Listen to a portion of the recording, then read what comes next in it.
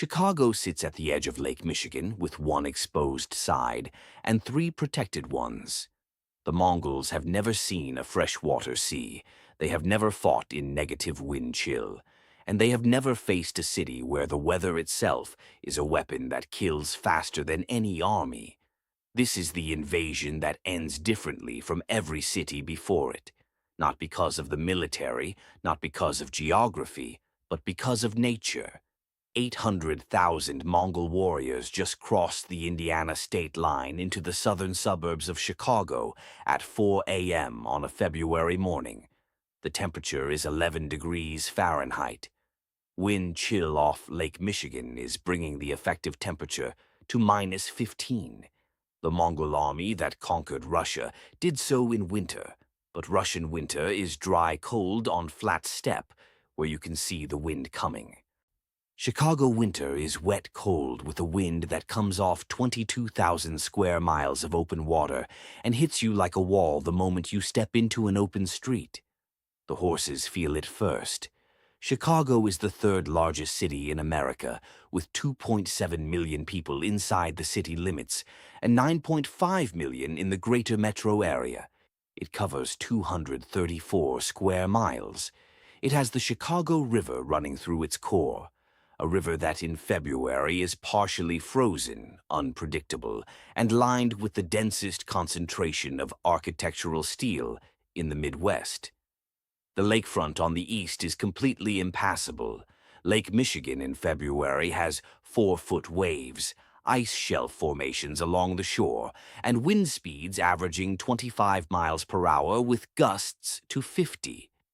The Mongols have one viable approach corridor, from the south and southwest through the flat suburban grid. They are already on it.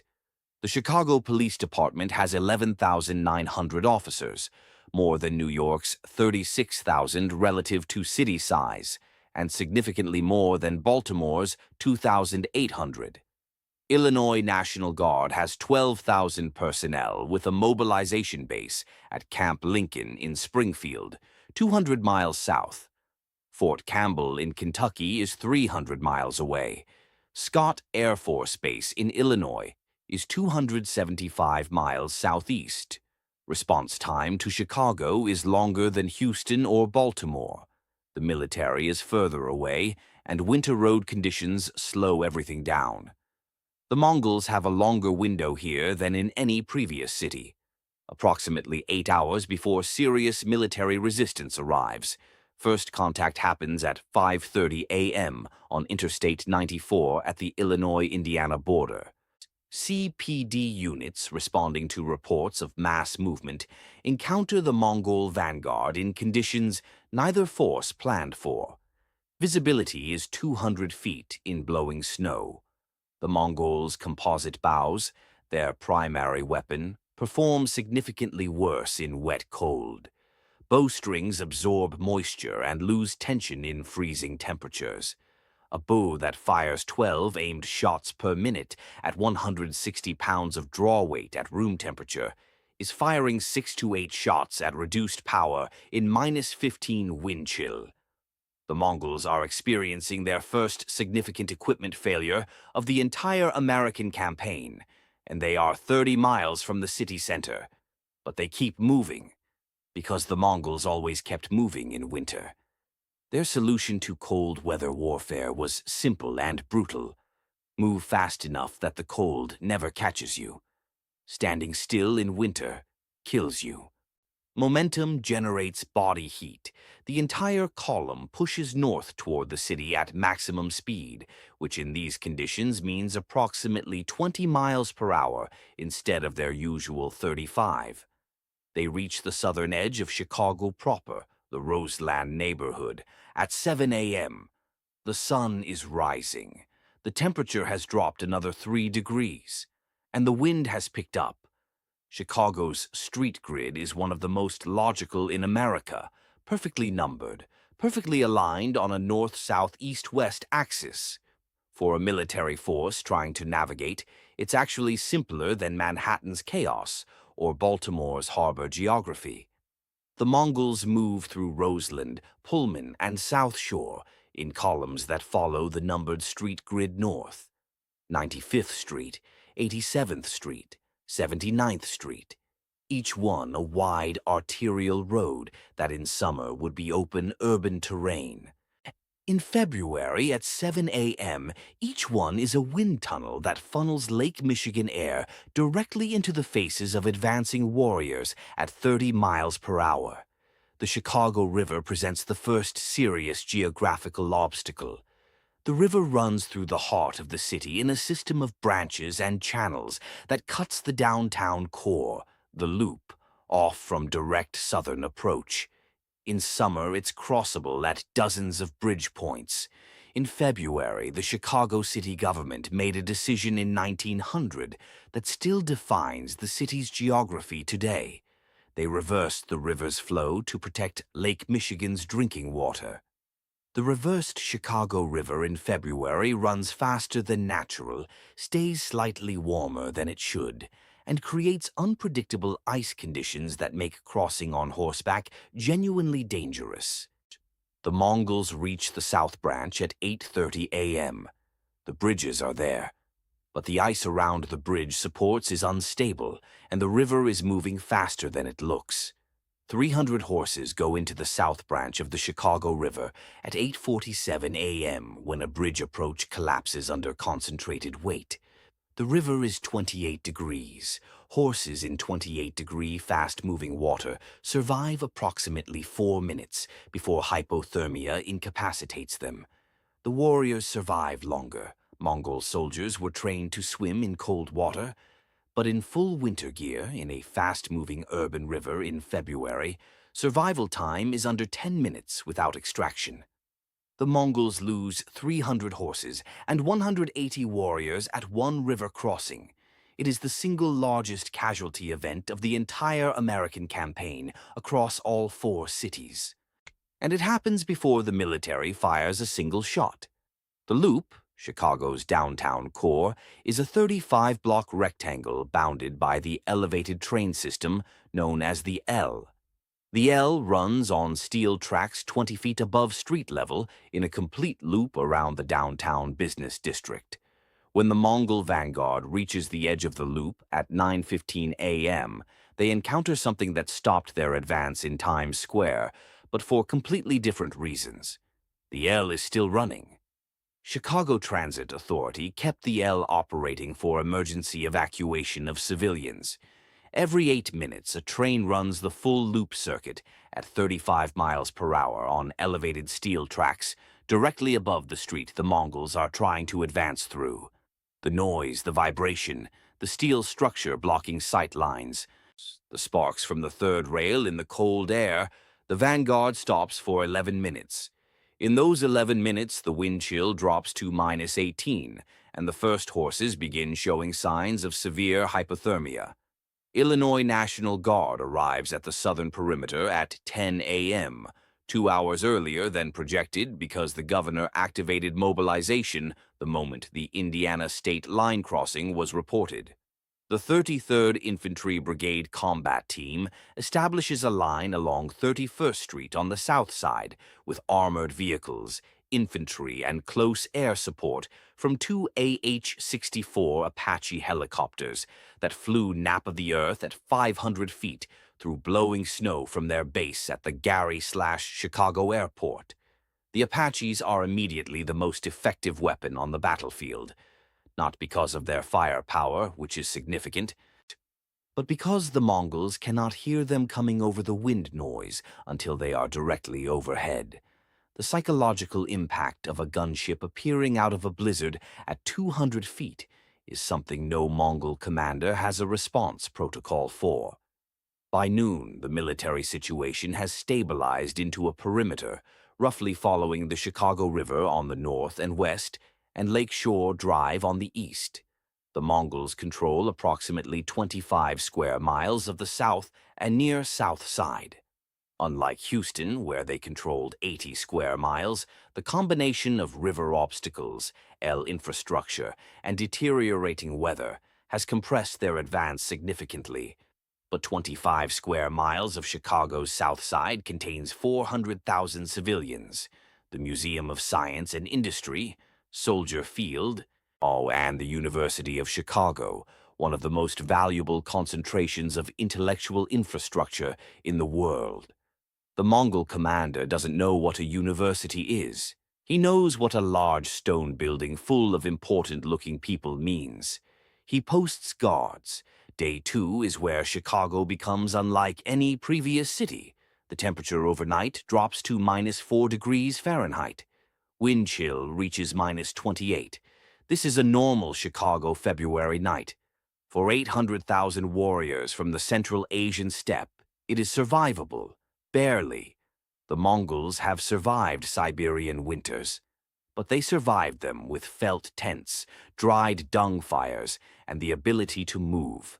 In Chicago's urban grid, they cannot move freely. The military perimeter has closed around them. They are stationary in -28 wind chill in a city that has no steppe grass, at least no dung for fuel, and buildings they don't know how to heat because the heating systems run on gas infrastructure they cannot operate. The horses are dying faster than in Houston. In Houston, it was heat and humidity over 3 to 4 days. In Chicago, it is cold and wind and no shelter in less than 36 hours. A Mongol horse on the Central Asian steppe has a thick winter coat adapted to dry cold. Chicago's wet cold, the moisture coming off Lake Michigan, penetrates that coat in ways dry steppe cold never does. By the morning of day 2, 40,000 horses have died, not from battle, from standing on Chicago concrete in a Lake Michigan wind overnight. The Mongols are losing their mobility faster than in any previous city, and they arrived with full mobility less than 24 hours ago. The civilians who didn't evacuate are becoming an unexpected factor. Chicago's South Side has one of the highest concentrations of legally owned firearms outside of Texas, but it also has something Houston and Baltimore didn't: an organized neighborhood infrastructure, block clubs, community organizations, church networks with communication systems that have operated through every Chicago crisis since the 1919 race riots. By day 2, civilian groups are actively coordinating with CPD units on the perimeter, providing real-time information about Mongol column positions through a network of neighborhood WhatsApp groups that covers every block of the South Side. The Mongols are being tracked by a community organizing system that has been doing exactly this, mapping threats block by block for over a century. Just not this particular threat.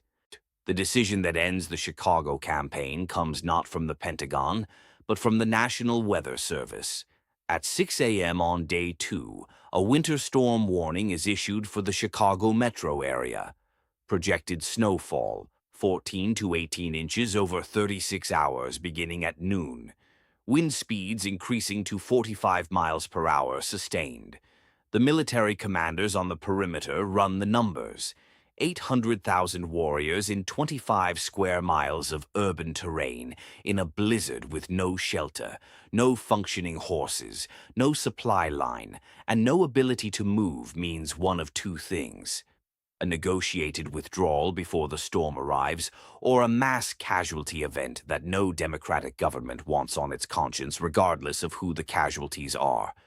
The negotiation happens at Soldier Field at 10 a.m. on day 2, 4 hours before the storm arrives. The location is the military's choice, not the Mongols'.